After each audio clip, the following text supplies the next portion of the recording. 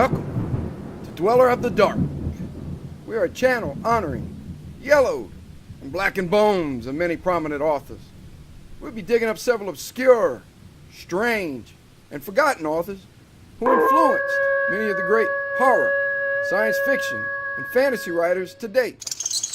Comment below if you like. If you have authors you'd like to see recognized, list them in the comments or contact our author page. Subscribe for more tales of the horrifying, obscure, strange, and forgotten. We'll have quite a collection. Climbing out of the tombs.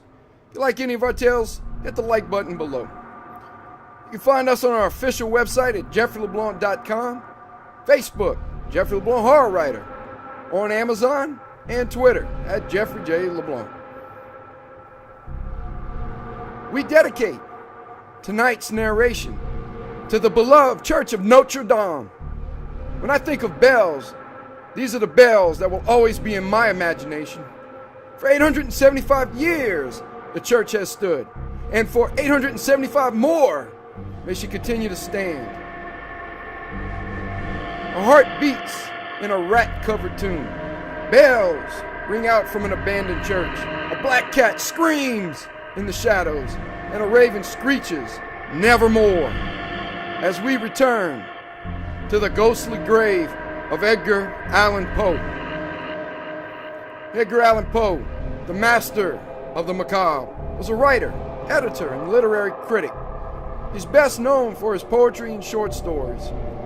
Poe is regarded as a central figure of Romanticism in the United States and of American literature, and he was one of the country's earliest practitioners of the short story. It's without question, he was the inventor of the detective fiction genre and influential in the emerging genre of science fiction. It is noteworthy that Edgar Allan Poe was the first well-known American writer to earn a living through writing alone. Unfortunately, as with many aspiring writers, it resulted in a financially difficult life and career. Poe and his works influenced literature around the world, as well as specialized fields such as cosmology and cryptography. He and his work appeared throughout popular culture and literature, music, films, and television. A number of his homes are dedicated museums today. The Mystery Writers of America present an annual award known as the Edgar Award for distinguished work in the mystery genre. The Bells was written by Edgar Allan Poe and published after his death in 1849. The Bells is a heavily onomatopoeic poem. It is perhaps best known for the diacopic use of the word bells. The poem has 4 parts to it. Each part becomes darker and darker as the poem progresses, from the jingling and the tinkling of the bells in part 1 to the moaning and the groaning of the bells in part 4. The bells of which Poe writes are strongly believed to be those he heard from Fordham University's bell tower. The reason was Poe resided in the same neighborhood as that university around the time the poem was believed to be written.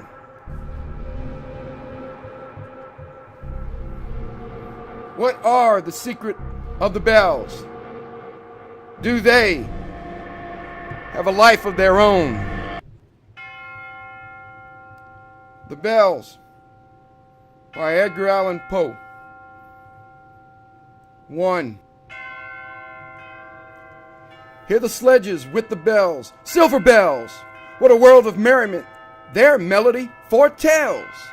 How they tinkle, tinkle, tinkle in the icy air of night, while the stars that oversprinkle all the heavens seem to twinkle with a crystalline delight, keeping time, time, time, in a sort of runic rhyme, to the tintinnabulation that so musically swells from the bells, bells, bells, bells, bells, bells, bells, from the jingling and the tinkling of the bells.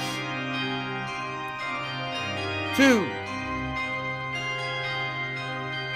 Hear the mellow wedding bells, golden bells, What a world of happiness their harmony foretells. Through the balmy air of night, how they ring out their delight from the molten golden notes, and all in tune, what a liquid ditty floats to the turtle dove that listens while she gloats on the moon.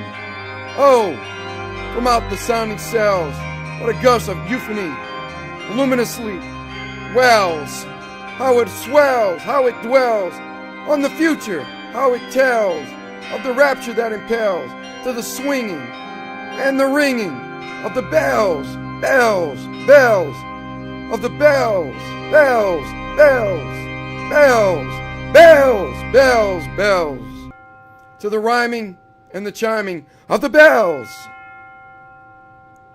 3. Hear the loud alarm bells, brazen bells. What tale of terror now their turbulency tells in the startled ear of night, how they scream out their affright, too much horrified to speak.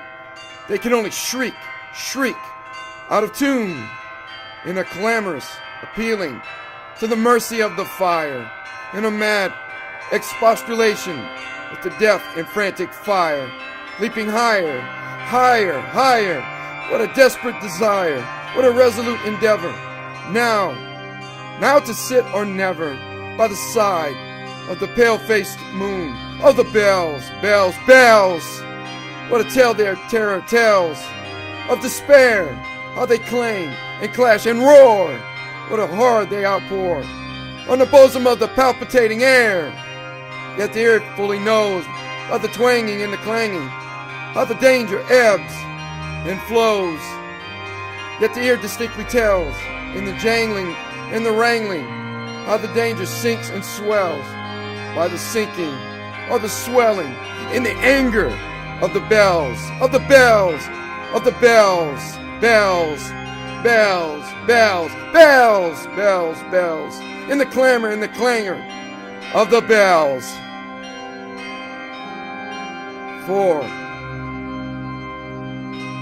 Hear the tolling of the bells, iron bells. What a world of solemn thought their monody compels in the silence of the night. How we shiver with affright at the melancholy menace of their tone. For every sound that floats from the rust within their throats is a groan.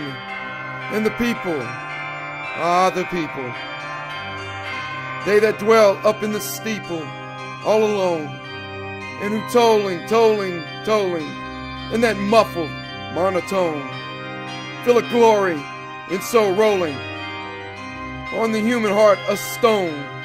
They are neither man nor woman. They are neither brute nor human. They are ghouls, and their king it is who tolls, and he rolls, rolls, rolls, rolls a paean from the bells, and his merry bosom swells with the paean of the bells, and he dances and he yells, keeping time, time, time, in a sort of runic rhyme to the paean of the bells, keeping time, time, time, in a sort of runic rhyme to the throbbing of the bells, bells, bells, to the sobbing of the bells, keeping time, time, time, as he nails, nails, nails, in a happy runic rhyme to the rolling of the bells, bells, bells, to the tolling of the bells, bells, bells, bells, bells, bells, bells, to the moaning and the groaning of the bells.